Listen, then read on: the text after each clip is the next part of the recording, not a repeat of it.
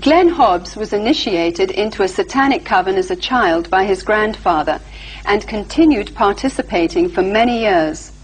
I recently asked Glenn about his involvement and the importance of Halloween to the occultist. Well, my involvement in satanic worship was, I was involved in it as a child. Of course, I was a generational Satanist, what they call a generational Satanist, and what that means is that my family was involved in it and their family before them. Now, my earliest rememberings of Halloween and some of the things that were involved was, it was a very dark time for me as a child. It was something that I didn't enjoy. Glenn, could you tell us about your involvement in any rituals at Halloween as a child? There was another little girl that was involved in the occult with me, and her name was Becky. Now, Becky was a different type of child. She was blessed to be a sacrifice. I was being blessed to be a high priest, where she was being blessed and born into the coven there to be a sacrifice. Now, we were in a ritual where we were married together. It was a marriage to the beast, and me and the little girl were married together, and there was a lot of sexual abuse that took place, and a lot of blood that was spilt over us, joining us together. When do Halloween rituals actually begin, and what is the ultimate purpose of Halloween? Well, the ritual that I remember the most clearly began about the end of September.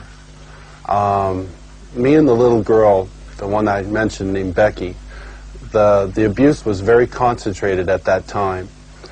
We were taken into several rooms where our clothing was removed. We spent the next couple of weeks in a kind of a shack where a lot of rituals went on, where a lot of animals were killed. They summoned Lucifer and his spirit to come and possess me, and so that I would be blessed to take over the position of the high priest at a certain point in time. Now, Halloween night, they had again put me and the little girl in the back of this van, and we again drove off, which seemed like for a long time. We were drugged once again, and we finally came to this stop. They took the little girl out and they left me in the van. I could hear a lot of commotion that was going on outside. People that were screaming and yelling, and this low murmuring and a moaning noise that was going on, like some kind of a low chanting noise that was going on. So I knew in my mind there was some type of a ritual going on, because I'd heard that many times before. You know, it was real common to see people fall on the ground and convulse and go into convulsions during rituals and stuff with the demonic presence that were around. And finally, a woman came to the back of the van and she said, "It's time to go." And she brought me out of the van, and I could see that there was just a lot of people around. Some were dressed in dark brownish kind of robes with hoods over them. They took me up and they led me up to this stone altar. And I remember I saw the little girl, and she was on the altar. Now, at first, you know, I just wondered what was going on, because you never knew. I mean, they used the altar for a lot of different things. They could have just been sacrificing an animal over, could have been a sexual abuse from the high priest onto her. You know, it was a hard thing to know for sure. Well, they ushered me up to the altar, and I could see that they had bound her feet. They had her feet to know for sure. Well, they ushered me up to the altar, and I could see that they had bound her feet.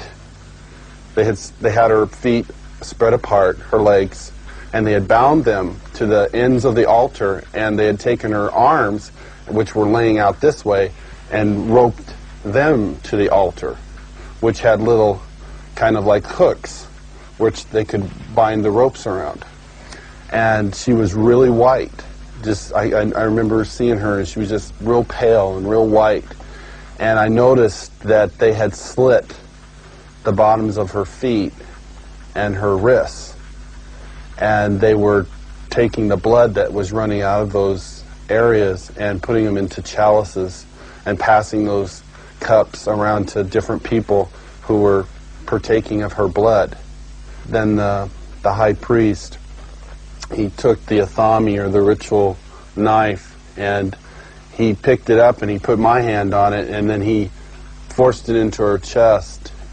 So when I think back on Halloween, you know, over that period of time that happened, you know, that was the climax event, Halloween night, where they killed that innocent little girl. And this is something that's happening every Halloween. That's not just an isolated event. I mean, there are children all over the world who are losing their lives during Halloween night, and yet we, as a society, we go out and celebrate it, and we go door to door and we ask for candy, and it's a big celebration to us. And I think it's quite ironic how one group of people are thinking it's fun and another group of people are taking human life, and yet they don't, you know, there seems to be this wall and nobody wants to face the facts of what's really going on. Glenn, you've now been a Christian for some time. What is your reaction when you see Halloween celebrated by people? Whenever Halloween time starts coming around, at the 1st of October, you go into the stores, you see the costumes, you see the mother with her little girl putting the witch's hat on her, and the little boy getting excited about getting the devil mask, and you see the candy, you see the Halloween pumpkins, you see people decorating their houses with skeletons and all these symbols of death. You know, it only serves to bring back horrifying memories to me. Memories of death, memories of children being so abused, so ripped of everything, their character, all in the name of Satan. If a person could really stop the next time they go into that store and realize that there are children who are going to lose their life because people are taking this a step further. There are people out there who don't just celebrate Halloween with trick-or-treat candy. This is a religious holiday to them. This is something that is holy and sacred, and they are taking innocent human life. I can't say, go ahead and have Halloween fun. It doesn't matter if you're participating in Halloween, even if you're not a Satanist, you know, if it's just for fun. No, because these Satanists are using this as a smokescreen. Glenn, you said that Halloween is a religion of Satan. What do you think when you see churches and Christians celebrating Halloween? It makes me sick that the Church of Jesus Christ would take on this horrible demonic thing that is happening in our world. Christians should be the ones who are standing up against this. Christians should be the ones who are saying these terrible things are happening and we want to stand against this.